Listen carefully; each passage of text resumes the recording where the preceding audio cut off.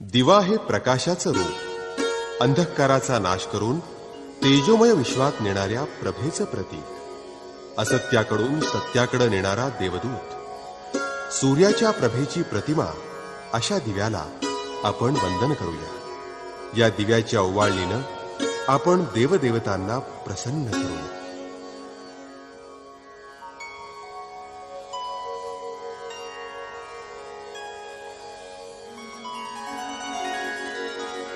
दिव्या दिव्या दीपत्कार, कानी कुंडल मोतीहार, दिव्याला पाहून नमस्कार. दिवा लावला तुळशी पाशी, उजेड पडला विष्णू पाशी.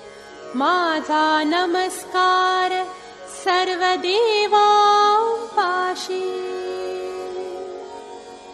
घरातली पीडा बाहेर जावो, बाहेरची लक्ष्मी घरात येवो.